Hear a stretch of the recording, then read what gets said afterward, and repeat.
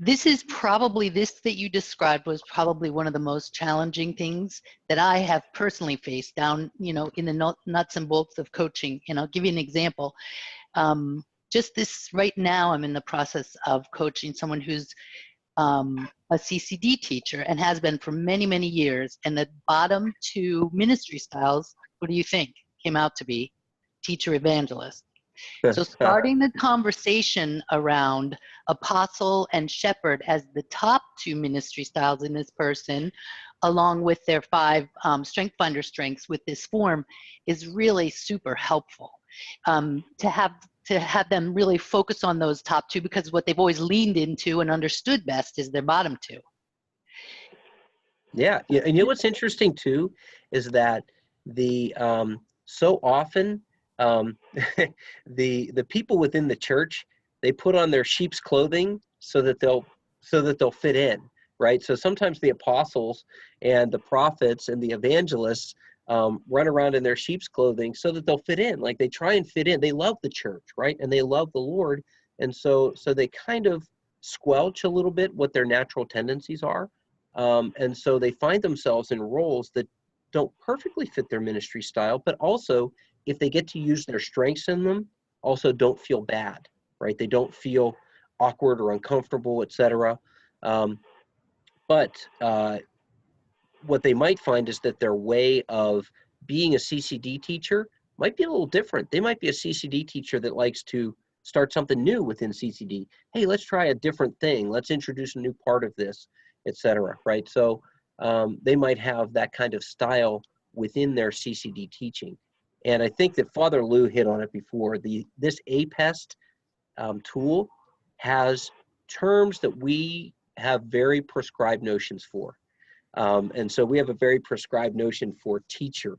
But I think that we need to kind of open our minds a little bit and broaden our perspectives there in order for us to really see how that might be envisioned within the church.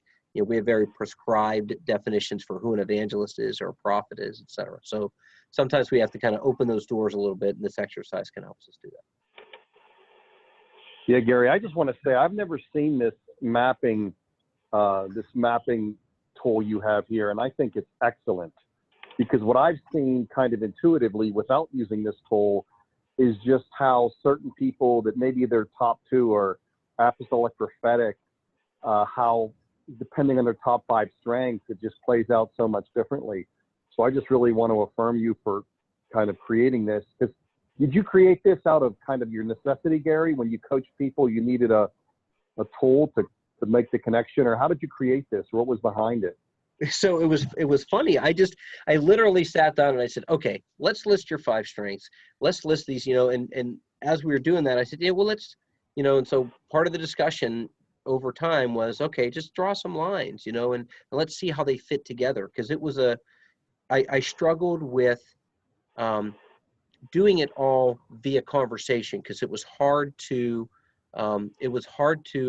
continue to verbalize everything you needed to relating to these things. So when you can write them down and draw some lines, there's a visual there that gives you a baseline, and then you can just discuss kind of what you're seeing there.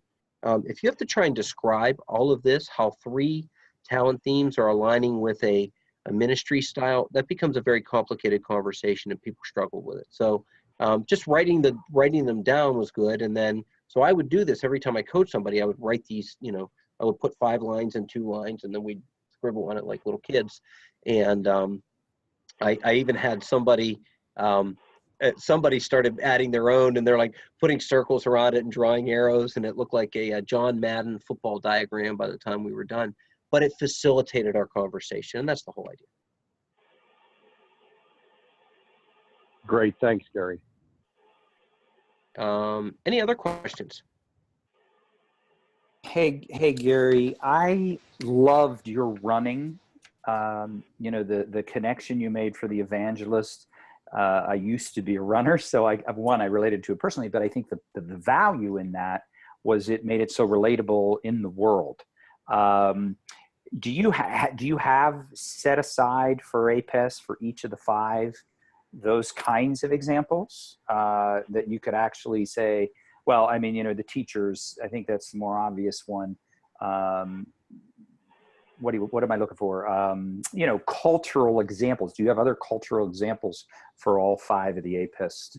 I have not codified those, Joe. I do, for all of the people that I coach, though, I do write down and hold on to what their talent themes and ministry styles are, because I follow up with them from time to time to see what's going on in their life, et cetera. And I need that to kind of make sure I have good context. And I think I get examples from the people that I coach. So there are some in my head, but I've never taken the time to say, oh, these are different ways in which people are evangelists. But I think that's a great question to ask in coaching is, well, do you see yourself doing this? And if you look at the description of evangelist and don't think about the word evangelist, if you look at the description, it says evangelist recruit. What if you ever recruited people to, and allow them to step outside of the church and see how they might be naturally doing that somewhere else, and then seeing if you can replant that concept within the church? Great, thank you.